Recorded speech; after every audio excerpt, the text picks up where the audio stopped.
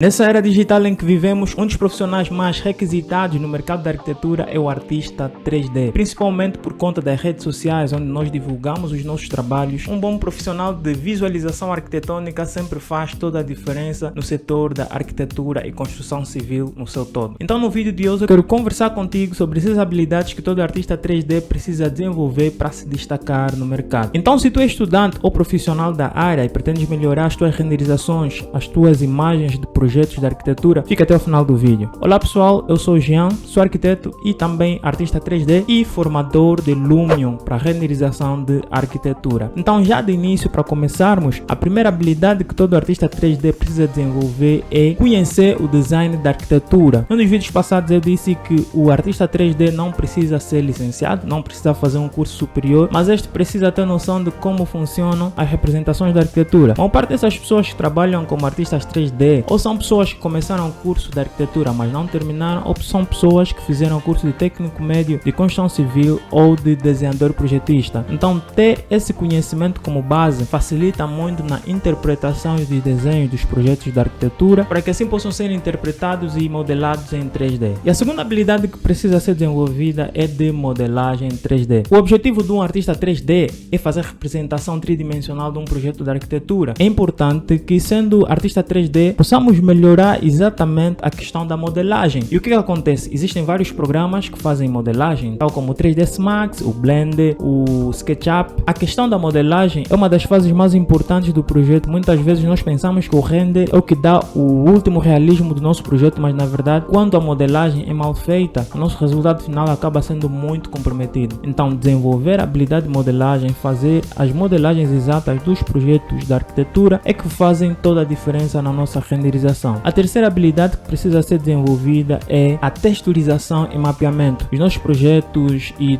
todos os elementos que compõem o projeto têm materiais. Esses materiais precisam ser mapeados de forma exata, tal como acontece na realidade, para que assim na nossa renderização esses mapeamentos possam expressar aquilo que é o realismo do nosso projeto. A quarta habilidade que precisa ser desenvolvida é a habilidade de iluminação. Uma das coisas que mais compromete a renderização de muitas pessoas é o facto de não conseguirem configurar a iluminação de forma realista. Por exemplo, eu uso o Lumion e eu sei que muitas pessoas que usam Lumion têm muita dificuldade de fazer com que o seu render venha a ser realista, mas o erro que muitas vezes cometem é que não conseguem combinar os parâmetros para trazer a iluminação realista nos seus projetos. Por isso é que uma das habilidades que você precisa desenvolver é a habilidade de interpretar a iluminação dos nossos projetos. A quinta habilidade que precisa ser desenvolvida é da composição visual. A composição visual tem a ver com a composição fotográfica e a hierarquia que nós colocamos dos diferentes elementos no nosso projeto.